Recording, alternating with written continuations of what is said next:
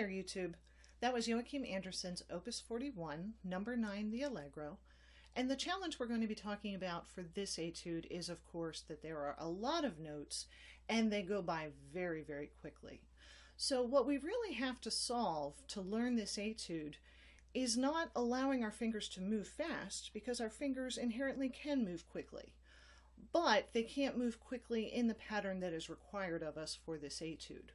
So we're going to come up with some practice techniques that allow the changes of notes to slow down in a way that is not boring to us, but allows us to practice some different things and gain other skills from practicing this etude.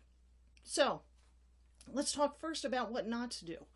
Probably the worst way to practice this etude is to start at the beginning, play all the notes, all the articulations, all the repeats up to tempo and play it to the end. That's kind of a recipe for failure. It's a discouraging thing to do and you probably won't make it to the end. So let's not try that. So we're going to go through some different ways to play that will slow your thinking down, allow those fingers to learn where the notes are, and then gradually speed that tempo back up again. So of course the first way to slow our thinking down is to just play at a really slow tempo.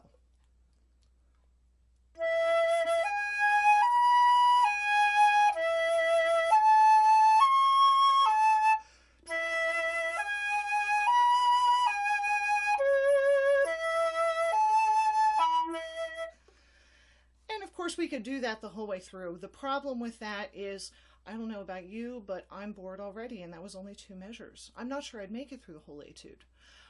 There's really not a lot for our mind to think about. If you're a disciplined player and you can do that, go for it. You will definitely gain from that with your fingerings. But if that's a little bit not exciting to you, then what we want to do is mix it up a little bit.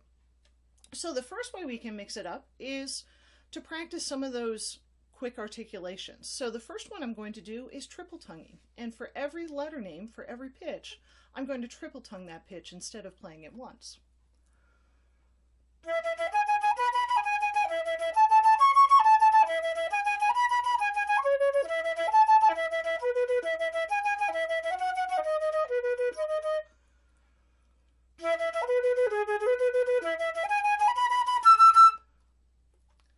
So notice when I do that, when I stop to breathe, I just stop and take all the time I need to take what I call a perfect breath, and that is a breath that doesn't introduce any tension.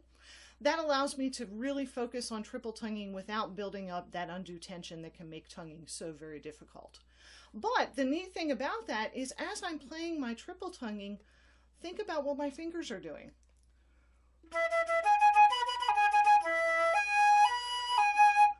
My fingers are actually moving very, very slowly, which is exactly what we want to do to train our fingers to play accurately before we play quickly.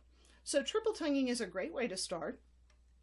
Once you're comfortable with that and you can get through all those fingerings, change it to double tonguing.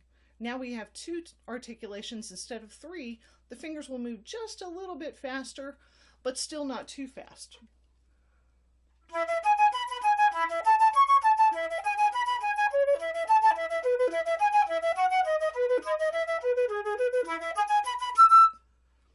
So again, as I'm working my articulation, so I'm gaining something very different, but my fingers are still doing. My fingers are still moving very deliberately, and they're still learning very accurately the notes that are on the page. So the next shift that I like to do in groups of 4, like these 16th notes, is I actually change it to a 6/8 rhythm. And I'm going to lengthen the first note, and then the last 3 notes will still be 16th notes. That sounds like this.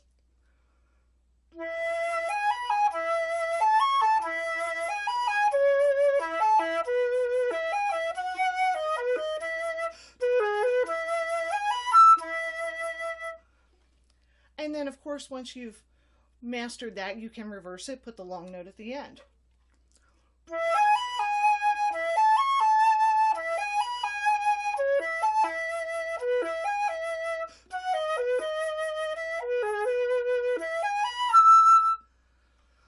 So that technique puts a long note in the middle of basically every 4 different pitches. And that again just gives you a time to sort of get your bearings, get yourself straight, and keep yourself on track. And by doing that in both ways, we change the notes a little bit to mix it up a little bit in our minds. So the next pattern that I do is I'm going to play 5 notes. So I'm going to play 4/16 notes plus the first of the next group. Then I'm going to start on that same first note again. But I'm going to put a break in between basically every group that I play.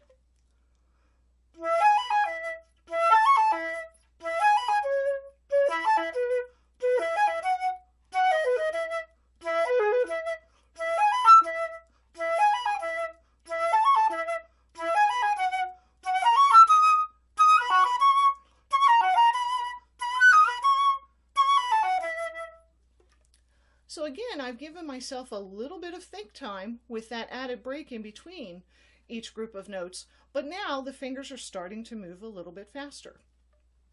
Then I can shift that break so that instead of after every beat, it's after every measure.